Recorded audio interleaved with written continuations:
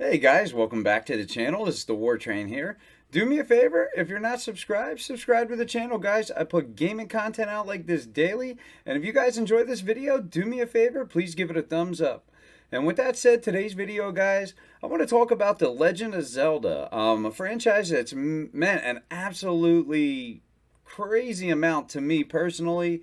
A game I've been playing since it launched in 1986. Just such a huge game, and for most gamers, most people, even if they don't play games, they know the franchise, have heard of it over the years, because it is a huge franchise. But I want to talk about, the games that have came out since the beginning, how they kind of impacted me, and I'd also like to know from you guys too. Leave me comments like, what was your first Legend of Zelda game that you played, and how did it impact you, or did it not impact you? Maybe you didn't have any interest in it, or maybe you are somebody that still doesn't care about the franchise. It just never connected with you. I'd really like to understand, some people have that feeling and why, what, brought them to that. I find that really interesting. And some people absolutely love it, jumped in on all kinds of different games because, let's face it, it's been around for a long time now. But, absolutely fantastic franchise, and let's talk about it, guys. So, 1986. We had The Legend of Zelda on the NES, which totally shaped me into gaming, and made me pretty much a lifelong gamer at that point. This is the game that really introduced me to the large adventure. Before that, I was used to playing, games, either ColecoVision, Atari, which, those adventures, believe me, were very limited, to say the least. And, they left a lot to be desired as well. But you also had games like that came out before this, like Super Mario Brothers, which, was a great game, but it wasn't an adventure. It was a platformer. Really different kind of game. This game just took me on that adventure. And it was very cryptic, and there was also issues with, the dialogue being translated. So there was that too, but definitely cryptic and very hard to navigate through this game. So that kind of made it more interesting. That and the fact that it came in this gold box with this gold cartridge, which, if you've seen this back in 1986, lined up on the shelf with all the other NES games, this one stands out amongst all of them every time because of it being gold. And it just, you can tell right there that something's up with this game, and it just looks special. And really, because it is. But this game was, the first game kind of like of its type where you could just go anywhere, whenever you wanted, where you wanted to go, and just play the way you wanted to play. It was very cryptic, so to find secrets, you winded up bombing every pretty much wall in the game, burning every single bush. I know me and my brother definitely spent so many hours and time burning bushes and dropping bombs, or trying to go get more bombs, or whatever. But yeah, I mean, this game had a huge impact on me, and it gave me a feeling that I never had playing a game before. That I actually like felt vested in this adventure, and that's what really changed something in my mind about playing these games. I thought that was absolutely amazing. And after this one, we had this guy, which was pretty much a different game. And a lot of people write this game off. Now, I really enjoy this game. I think this is an absolutely great game still. I actually just played this within the last year and beat it. I do still like it. I think it's a different game. It has something different to offer. They tried something different, and it. Some of it I think worked, and some of it didn't. I thought my, probably my least favorite part of this game is probably navigating the overworld. Honestly, I had no problems with the 2D parts, I thought they were fun. I did like the combat with the up thrust, the down thrust. I thought the enemies were cool. I thought the iron knuckles looked awesome, and they like kind of creeped me out as a kid, especially like you get the real powerful ones with the the dark purples and stuff, and those different shades that they had. Just they felt mean, and I really liked that. And the bosses, some of the bosses look cool. You had the horse-headed guy swinging the ball with the spikes on it and stuff. I love that. Yeah, I think that was the guy, the horsehead guy. Really cool. And then you had, like the enemy at the end of the game was actually Shadow Link, which was that was awesome. And it's still kind of really hard to beat him because you're fighting yourself essentially, so you have the same move set. I almost think it's somewhat, some of it is luck to beat him, but before that you fight like a wizard or some other kind of boss, which is not the most impressive, but he always reminded me of like an eagle or something. I don't know why. I forget. Really weird, but totally different game. But I even have school pictures where I was wearing this shirt into my school pictures. I don't remember what grade it was, but I thought that was funny. I seen those pictures recently, and I was like, wow. That's hilarious. I'm sure my mom loved that. Yeah, Zelda 2 Link shirt. Yeah. Okay. But, nonetheless, I don't think this game should be written off. I think it's a great game. I think people are a little harsh on it. Yes, it is different, and yes, it is hard too. Very hard in some spots. But, I mean, still, I think it gave, the series some new things.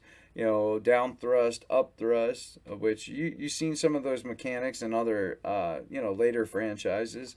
Because before that, I mean, as far as the sword fights, there wasn't much to it. It was just stick out your sword and stab forward. So this offered a different way to do that. And, late in the later games, some of that combat got more fleshed out as well. So I think this was the first time that they had that. And some of the enemies were types were the first time you've seen some of those enemies. Some of those enemies might be in the last time you've seen that enemy. But regardless, there was some different enemies in this game. One thing that was cool inside this game in the book, even in both of these, they tell you the story and they have them told through colored like cartoons. I think that's so cool, and showing you how to actually perform in the game and like bombs, and they have little artist drawings of all this stuff. It's so cool. These art books in here are their instruction booklets. They're so cool. And the first one here has a huge map in it. And this copy especially, I was happy to get this because the map inside this is in mint condition. It is absolutely amazing. There's some dings and stuff on the box, but the map, wow, this thing it's mint. I mean, I was blown away when I seen it.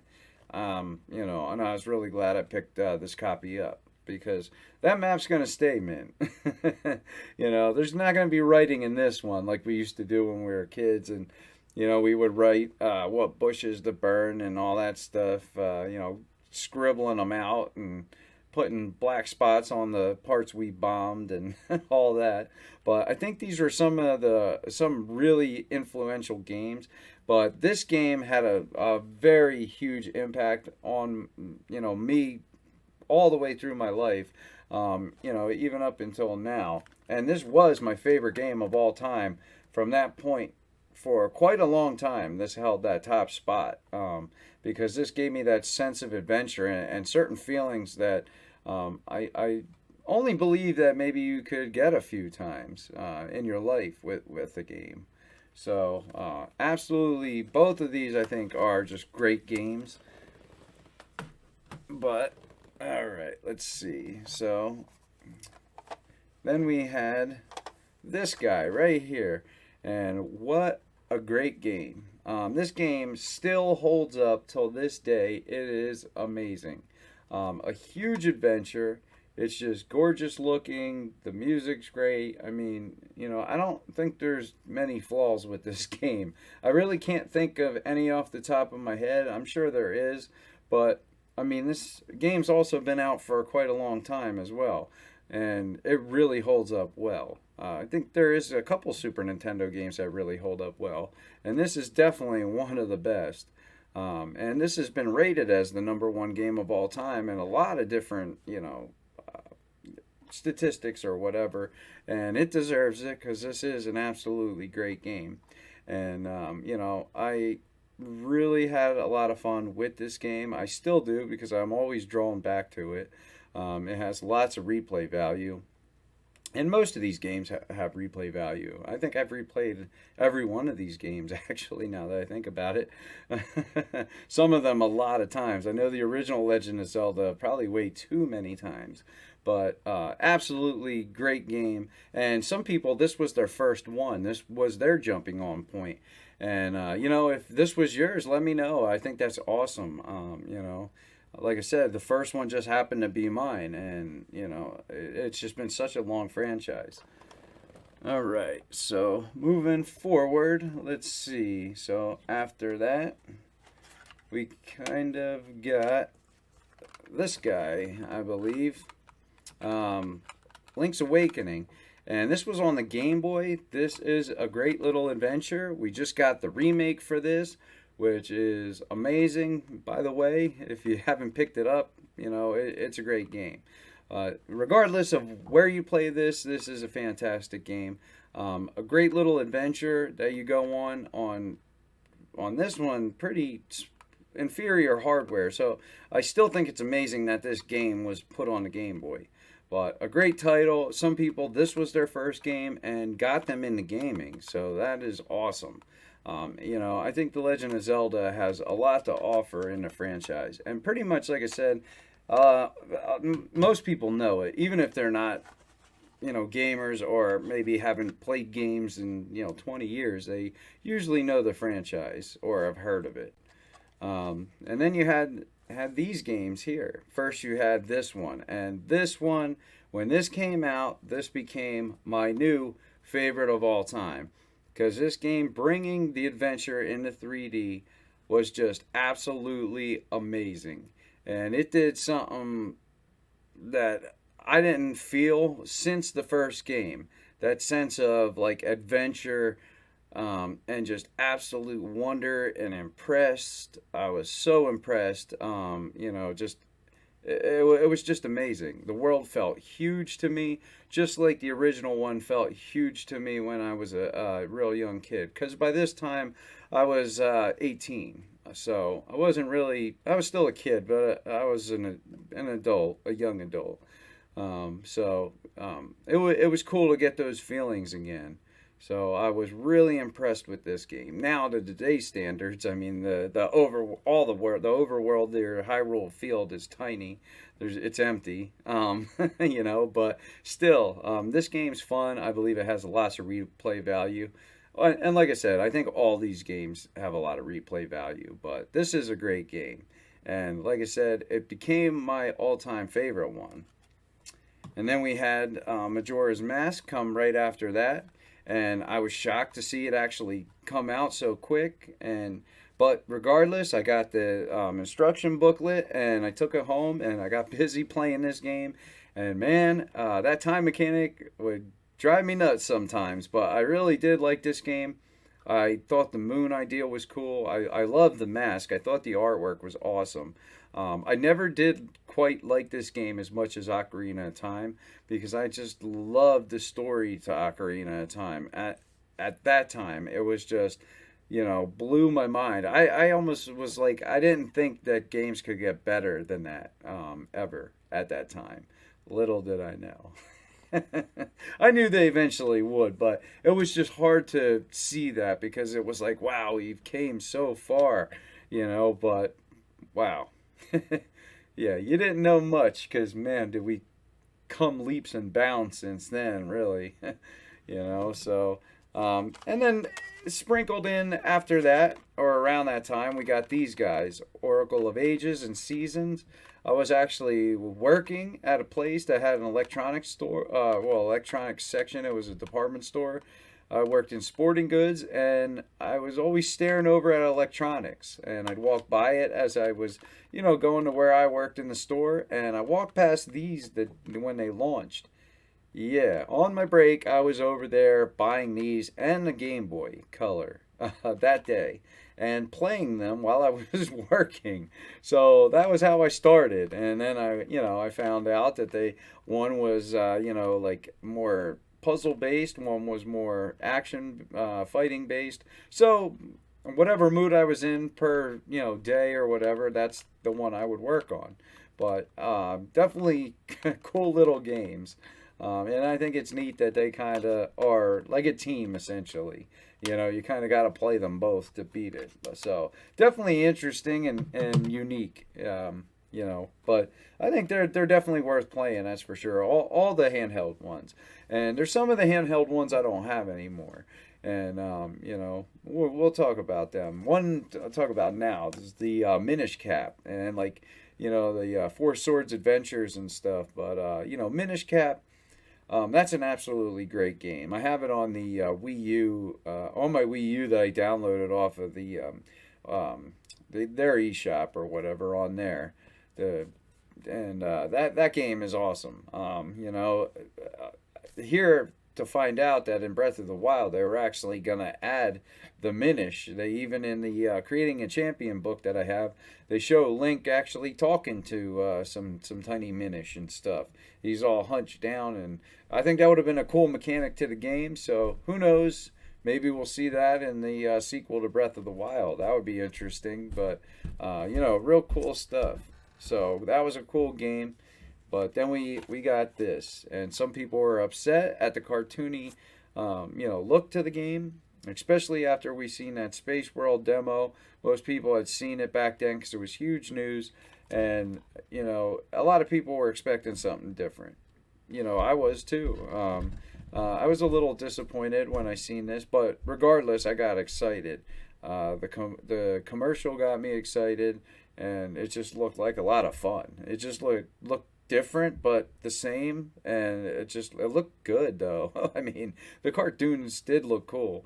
I mean, most people do like cartoons, so so when this came out, I was having a lot of fun playing it, and I was pretty much blown away at how much I actually liked it. I did give it a chance, and I'm glad I did because it was good, real good. So I actually think this is one of the best ones, honestly. This game totally holds up. So, I'm glad they took this route. And I think it was the right move at the time with that hardware. So, I think a lot of people winded up being wrong and maybe didn't give this game a chance and probably should have because it is a good one. And let's see. So, these games are a little out of order now because I kind of got them. I don't have the original copies anymore, but I do have like the HD remakes. So we got this one, Twilight Princess. This was pretty much next. Not the HD version, the regular version, which I actually winded up picking up on Wii U or Wii at the time. I thought it was, I'm like, it's the new console, so it'll be the better version or whatever. I don't really think I don't know that has any truth to it at all. They probably looked pretty much the same. The Wii was a little more powerful than the GameCube, but essentially it was a GameCube, and you ended up having to use motion controls and stuff. I can't remember if you could use the GameCube controller, but I remember playing Twilight Princess with the motion controls. And I actually kind of liked it back then because I thought it was interesting because it was new. But I did really like this game. After the beginning kind of was slow, and I was happy when that part was done because I just wanted to get out to Hyrule Field and just get going with the story and stuff. But once it got rocking, man, there was some really great parts to this game. Moving along, so then we had let's see. Well, before that, we had this guy. Yeah, Skyward Sword. I forgot to show this one, but this one, same thing. Um, Motion controls. This was actually just used with motion controls. It actually came with a Wii controller, that a Wiimote that was gold. Bundled in if you got that, the special edition or whatever. But I think to me that hurts the game, because now I'm not really wanting to swing the Wiimote around to play a game this long and serious.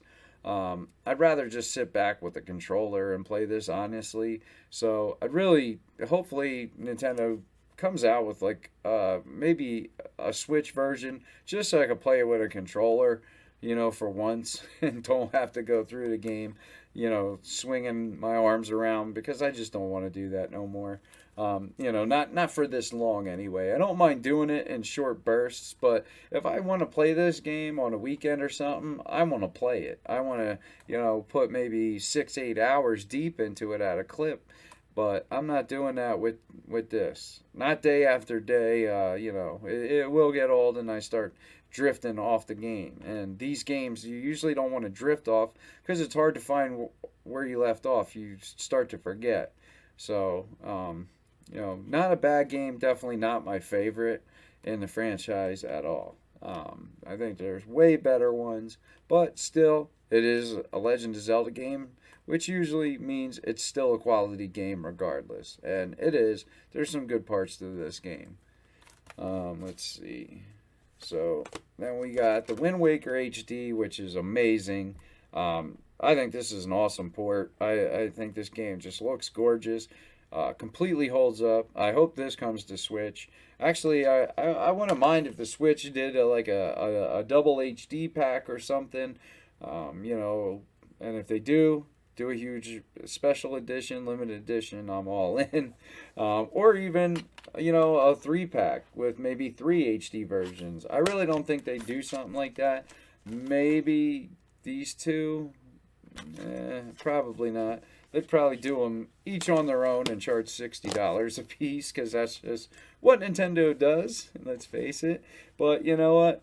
I'd buy them, so I guess I'm the idiot there, but that's fine. I would love to see them come to the Switch, But then we also got these. We got some handhelds.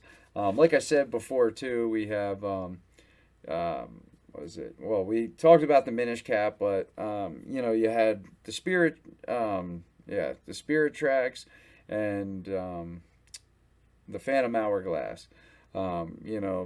Both games that I had at one point. Unfortunately, I sold them years ago. I wish I never did. That was stupid. That was back when I used to actually get rid of stuff to get new stuff, but. I got rid of them, unfortunately, but I did like playing with the stylus. I thought it was different. It is good to go back to regular controls. I'd rather have that. I think it's more fun. But I thought it was cool, and it was something different at the time, and I actually didn't mind that. I think they implemented it fairly good. But definitely rather have traditional controls for sure. But still, I had fun playing them games. And then we got these games here, these two beauties. Absolutely great remakes, essentially, because they did a lot cleaning these games' rough edges up, and they look a lot better even on this low res screen. I think these games look a lot better. So, really like these ports or remakes, whatever you want to call them. I think they're great. And I think this is the way to play these games now, honestly. Unless you have, like, a N64 HD modded and all that stuff. Or you're playing an emulation and, you have these versions in HD. I mean, that's really the way to play, honestly. But for original hardware, right here, I think is the way to go with unchanged hardware. This would be the way to play these games, because they just look the best. They added, I think, a lot of quality of life features and just visual features that look a lot better and are able to look at a little easier, especially for people that are new to these games. I think that's the way to go. And then you have this one right here, Link Between Worlds. I think this is a cool game, lots of fun. Actually, the first one that Link touches the Triforce, at the end, which is awesome. You're up close in 3D to the Triforce, and you and Zelda can go up there and you make your wish, and it's awesome.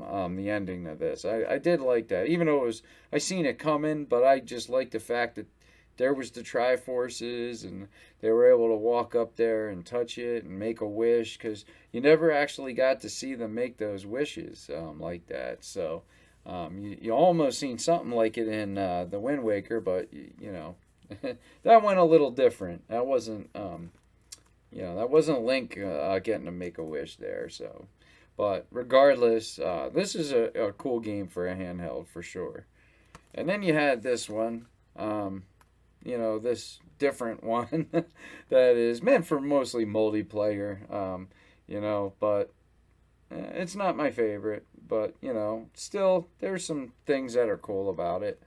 But, like I said, I would play these three here in the front.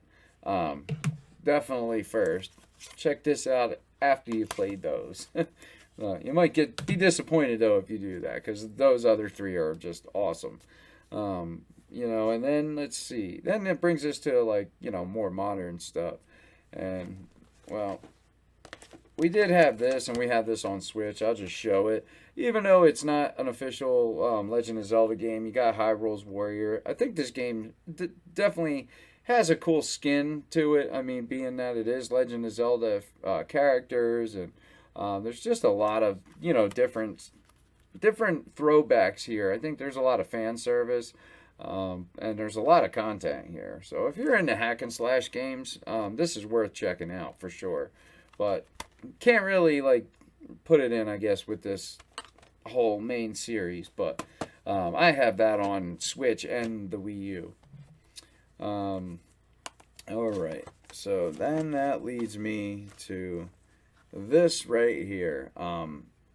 Yeah, absolutely great. This game is now currently my favorite game of all time. Originally, it was the first Legend of Zelda, then it was Ocarina of Time, and now it is Breath of the Wild. Those three games did something different than all the other games were able to do. They kind of broke through and gave me these huge feelings of just exploration, something totally new, and just feelings that I never got from any of the other games quite to the extent, because each one of these games I feel has a lot in common as well. They do things that are similar, even though they do things that are different, if that makes any sense. The first one, was just this huge sense of adventure, and I believe you really got that again in Ocarina of Time, because you were entering 3D space for the first time in a Zelda game. And, at the time, that was the best looking game that there was, period. And, it was just amazing. And, then you get this, and I think just with the open air design that they did, and being able to climb everything, go wherever you want seamlessly, it just really makes the game feel massive, and just, you don't know what you're going to find. There's so much stuff that you find just trying to do something else, that you could get sidetracked and wind up doing totally random other things for even 10 hours before you go back to whatever it was you were trying to do 10 hours prior. So, this game will do that to you. And that I thought was amazing.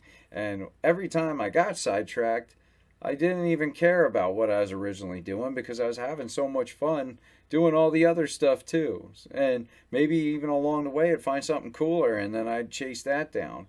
So I just had a blast with this game. I've put countless hundreds of hours into this game. I want to say combined upwards of 1,000.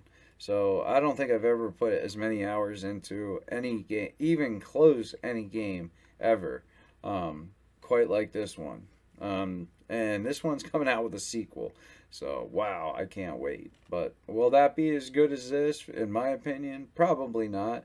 But I'm definitely excited for it and can't wait to play it. And maybe it'll just be a continuation of this.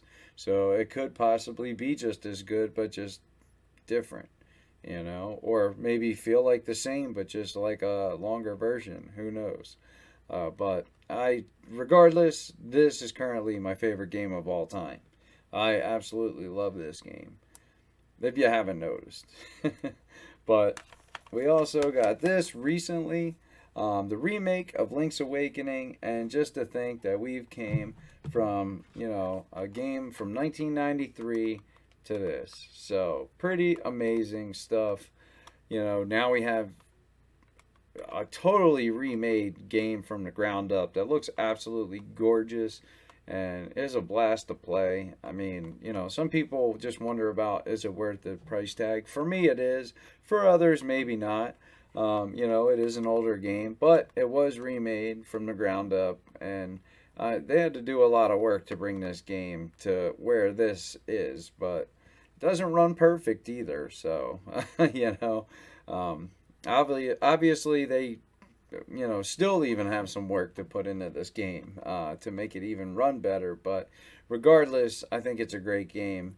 Was then, is now, timeless classics.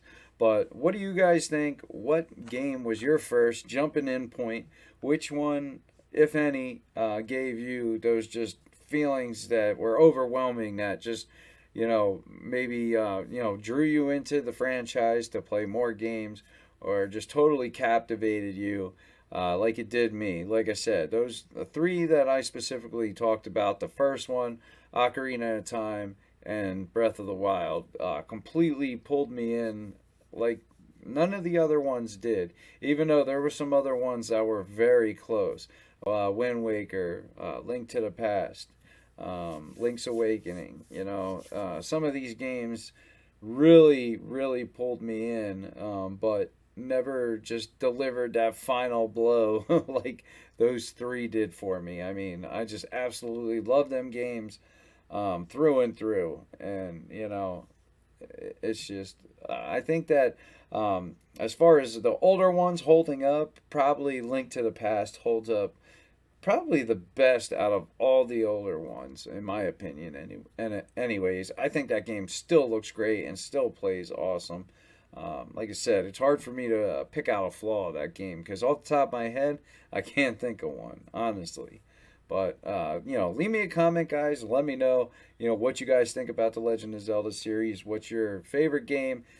Your jumping in point of the series, and how did it make you feel? But if you guys enjoyed this video, give it a thumbs up and subscribe to the channel, guys. I put out gaming content like this daily if I can. But that's the video. I'm the War Train, and I'm out. Thanks for watching, guys.